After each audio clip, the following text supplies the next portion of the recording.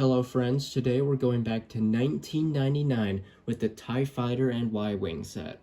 Now when this first hit toy shelves, this was the very first time kids could have an official TIE Fighter in their LEGO collection. This is the original LEGO Star Wars TIE Fighter. All of these original TIE Fighters had a primarily gray, blue, and black color scheme, while the gray and black is just like modern TIE Fighters. The blue, well, that's a little odd. The original Star Wars movies had their TIE Fighters as a little bit of a bluish hint to them. LEGO did not have a light enough shade of blue nor the part selection to pull that off, so instead they decided to give you a more modern accurate gray and black TIE Fighter with all of these wonderful blue accents.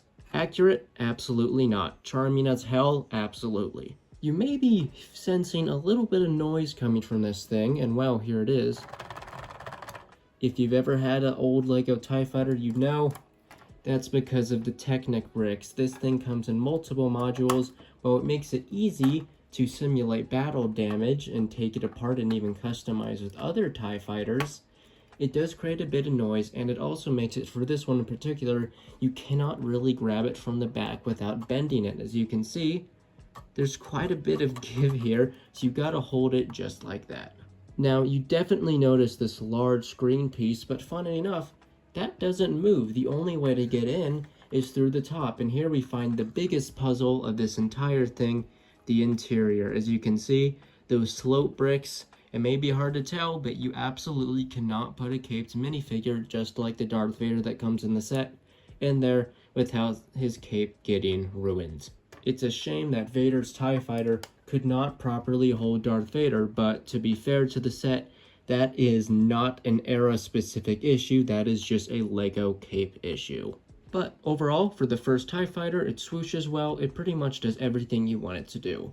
The Y-Wing, on the other hand, for the time, is absolute perfection. Aside from the various red accents, which I honestly quite love, the colors on this are right, the proportions relative to a minifigure are pretty good. It just has that Y-Wing look to it. It has just a little bit more detail on it than a lot of sets at the time had. For example, we have two of these printed pieces. You're adding a little bit of greebling. We have a hidden storage compartment, which is a great use of space. Additionally, we have a little bit more printing with another compartment to hold stuff. See if we can get this out. That's just a mailbox piece with a wonderful print on it. Again, those little Rebellion logos really help with all the little bits of red that are scattered throughout. The cockpit can, of course, hold only one minifigure and has a tremendous little print in there. Let's see if you can see that, showing the Death Star trench. While the minifigure does have to be leaned back, it works good enough. The only issue, and I'm sure you've seen it, is that as you fly it around, this turret on the back just goes absolute haywire. Now, I have a hard time thinking of a good solution for the time, so while it's annoying, I think it just is what it is. But I mean, just look at this thing. For 1999, this looks phenomenal. Anyway, that is the two builds for the set. Let's look at the three minifigures. Let's start with probably the showstopper minifigure. This is an original 1999 Darth Vader, who apart from his cape being a little bit disformed because of the cockpit, is in great condition. That chrome hilt shines lovely, and we have this kind of cool, in hindsight, a little disinformed helmet, which reveals the head underneath.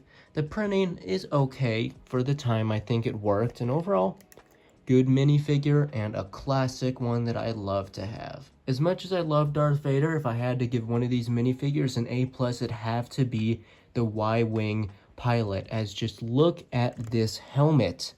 For 1999, this has some absolutely deluxe printing on it. Additionally, we have a pretty good head for the time. I doubt that that is a Star Wars exclusive head, but it looks great either way. Additionally, we also have this R2 unit.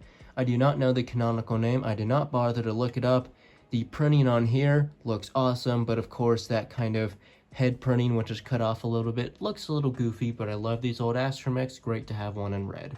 Alright, I wouldn't normally dig into an instruction manual like this, but there are some really neat goodies in here. For example, a really fun error That's a yellow-headed Darth Vader. Additionally, you're going to see little parts from the film propped up on top of the instruction manual, but that's not what we're looking at. We are going into the back to look at the exclusive comic that they give you in the back of the instruction manual.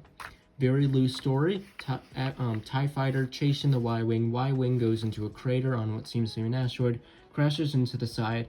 Oh, they fall, parts everywhere. Vader's stuck, but he starts using the Force. What is he gonna build? He's gonna build a medieval battering ram. Like, how cool is that? You know what's even cooler?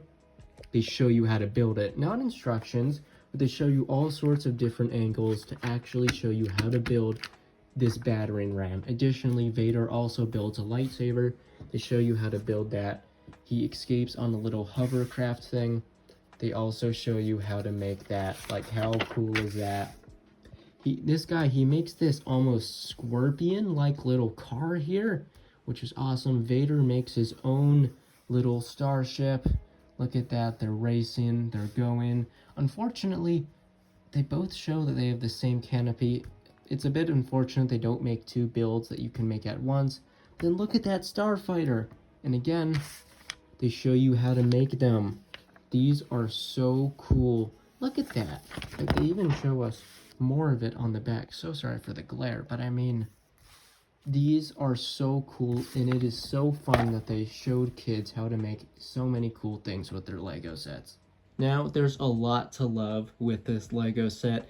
The TIE Fighter, as much as it has all of its flaws, is so charming, so original, so great to have. The Y-Wing, genuinely such a great build for the time. It's really well designed, really well done.